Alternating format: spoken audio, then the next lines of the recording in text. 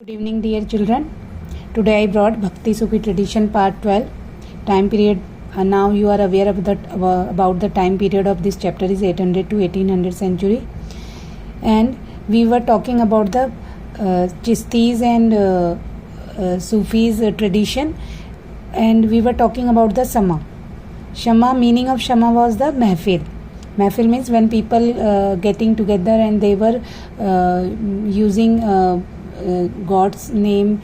They were praying God together by singing qawwalis, chanting God's name. So we are continuing this topic. It was not just in Shama that Chistis adopted local language.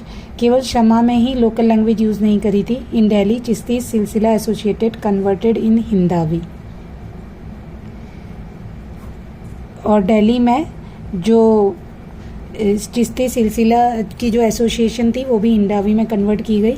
Other मतलब कि जो list वगैरह रही होगी उनके सिलसिलास की students की, उसे हिंदावी में कन्वर्ट किया गया. Other Sufis like Baba Farid composed versus in local language.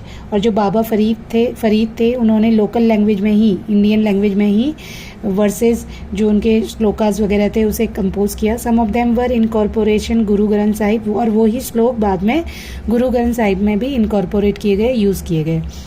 Some compose long poem or masnavi to express ideals of divine love using human love and allegory. Children, मसनवी क्या होता है? लॉन्ग स्टोरीज होती हैं जो हिंदी और अरबी और फ़ारसी लैंग्वेज में जो लिखी रहती हैं, उसमें लॉन्ग स्टोरीज़ को और बहुत सारी मतलब कि जो स्पिरिचुअल स्पीचेस होती हैं उन्हें कंपोज किया जाता है. और ये जो दोनों इनका जो मीनिंग होता है वो डबल मीनिंग होता है, मतलब कि दोनों पक्षों में इसका मीनिंग निकल सकता है. तो ये मतलब कि इसे बोलते हैं मसनवी. अ डिफरेंट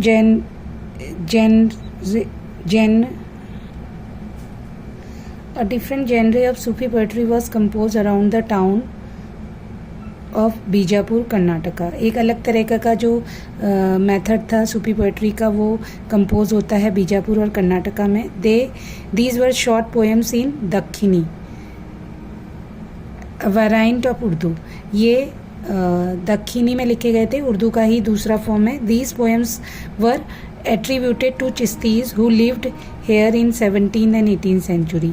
और जो ये पोएम्स थी ये किसको एट्रीब्यूट की गई थी? चिश्तीज को, जो 17 और 18 सेंचुरी में यहाँ रहते थे. These poems were consisted lorinama and shadinama. लोरीनामा जो सोने के लिए पोएम्स, जो जैसे लोरीज गाई जाती हैं, तो इस टाइप की लोरियाँ थी जो वीमेन अपने घरों में बैठ करके गाती थी. शादीनामा शादी से रिलेटेड सॉन्ग थे, शादी से रिलेटेड जो मैसेज लिखे जाते थे उसे शादीनामा बोलते थे.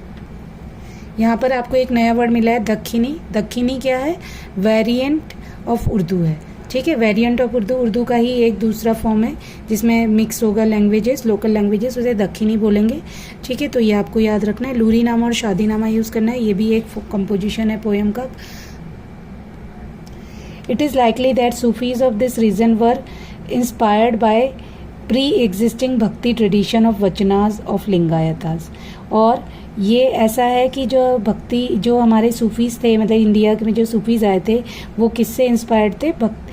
लिंगायता के वचनाज से. जैसे लिंगायता में जो उनके सेंट थे, उनकी जो कंपोजिशन थी उसे सेइंग्स को वचनाज के रूप पर कंपोज किया गया. वैसे ही इन्होंने भी अपनी जो पोएम्स है उसे सेव किया गया. And Marathi abhanga of saints of Panduranga, Pandharpura के जो सेंट्स थे वहाँ मराठी अभंग, उनका भी एक कंपोजिशन को अभंग बोला जाता है, मराठी अभंग बोला जाता है. इससे भी इंस्पायर थे सूफीज़ के जो ये शादीनामा है, लूरीनामा है. Sufis and states major feature of Chishtis tradition was austerity. और इसका मतलब है कि जो ये ट्रेडिशन है ऑस्टेरिटी, इसका मतलब है कि पिनेंस, बलिदान करना या सेक्रीफाइस करना. It is also included distance from political power. इसमें यह भी है कि पॉलिटिकल पावर से डिस्टेंस बना के रखनी चाहिए चिश्तीज़ को. But this does not mean isolation from political power. लेकिन पॉलिटिकल पावर से डिस्टेंस रखनी है, लेकिन पॉलिटिकल पावर से आइसोलेट नहीं होना है, बिल्कुल अपने आप को अलग नहीं कर देना है। Sufis accepted grants and donation from political elites. ये इसी के लिए है कि जो सूफीज हैं वो पॉलिटिकल एलिट से ग्रांट्स और डोनेशन लेते थे। Sultan also set up charitable trust एक्वाफ granted tax free land inam. और सुल्तान जो थे वो हेल्प करते थे चैरिटेबल ट्रस्ट सेटअप करने में सूफीज़ के लिए, और land free tax free land भी उन्हें प्रोवाइड करते थे, उसका नाम होता था इनाम। इनाम एमसीक्यू में आ सकता है कि इनाम का क्या मीनिंग है, तो लैंड टैक्स फ्री लैंड। दो चिश्तीज remained all away, but many Sufis associated with the state, some also took courtly offices also. अब यहाँ पर यह है कि बहुत सारे जो चिश्तीस थे वो जो पॉलिटिकल सरकार होती थी, राजा होते थे, उनसे दूर रहते थे, लेकिन फिर भी बहुत सारे सूफी ऐसे होते थे जो कोर्टली ऑफिस मतलब कि न्याय के ऑफिसेज जैसे कोर्ट वगैरह ऑफिसेज जो है उसको कंटिन्यू करते थे। जैसे कि इसमें एग्जाम्पल दे रखा है सूना वार्डी अंडर दिल्ली सुल्तान। दिल्ली सुल्तान में सूना वार्डी एक जगह जिसमें मतलब कि सूफीज़्म का कोर्ट चलता था। नक्शबंदी अंडर मुगल्स, मुगल में नक्शबंदी जो था वो भी सूफीज़ का कोर्ट था। तो ये आपको टॉपिक समझ आया होगा। अब नेक्स्ट टॉपिक हमारा होगा गुरु नानक देव, मीराबाई और कबीरदास का, और सूफीज़ आपका ओवर होता है। आई होप सूफीज़्म आपको समझ आ गया होगा। देखो चिल्ड्रन, इसमें सूफीज़्म देने का मतलब ये है कि हम किसी रिलीजन के बारे में पढ़ रहे हैं। यहाँ पर कि हमने इंडिया के जो देवी देवताओं की पूजा है वो पढ़ा, और फिर किस तरह से सूफीज़्म डेवलप हुआ इंडिया में और क्या इनके में कॉमन क्या क्या चीज़ें थी ये देखा गया है। तो I hope you have understand the topic. Thank you for watching.